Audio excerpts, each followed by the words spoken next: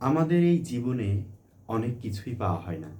অনেক দুঃখ, অনেক বেদনা সবসময় থেকে যায়। কিন্তু খুব ভালো লাগার বিষয় হচ্ছে যে আমাদের এই দুঃখ, আমাদের এই জীবনে কখনোই দীর্ঘস্থায়ী হয় না। একসময় অনেক কিছু ছিল যা পাওয়ার জন্য, যা নেয়ার জন্য, যা আদায় করার জন্য অনেক বেশি কষ্ট করেছি, পরিশ্রম করেছি, কখনো বা হতাশায় চরমভাবে ডুবে গেছি। কিন্তু সেসব দিনের কথা মনে হলে এখন খুব হাসি পায়। হয়তো জীবনে সেগুলোর কোনো প্রয়োজনই ছিল না, অথবা অনেক কিছুই আজকে না পেয়েও দিব্যে বেঁচে আছি। মানুষ বেঁচে থাকে দুঃখ নিয়ে, কষ্ট নিয়ে। সুখ তো শুধু কল্পনা।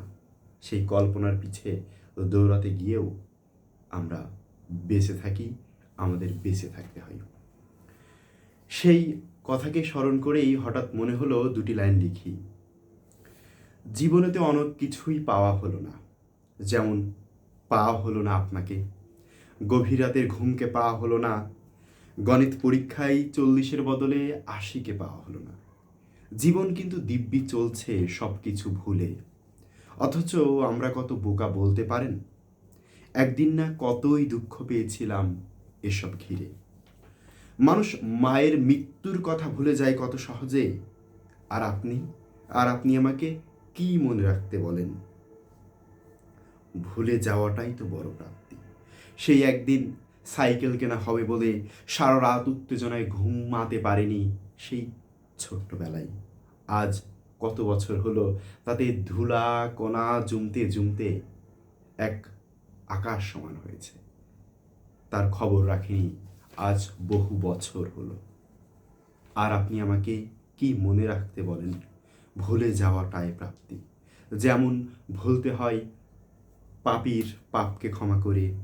যেমন ফেরদৌস ভাই একদিন আমাকে রিক্সা থেকে বলেছিল, আহসান, ভুলে যাওয়াটাই শান্তি। ভুলতে পারি না, তাই তো এত কষ্ট, এত কষ্ট।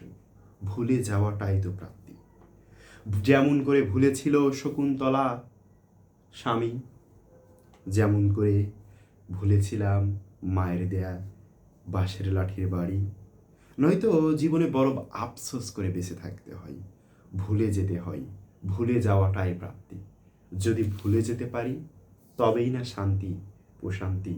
যদি ভুলে যেতে পারি তবেই তো রাত ভোর তৃপ্তি নিয়ে ঘুমাতে পারি।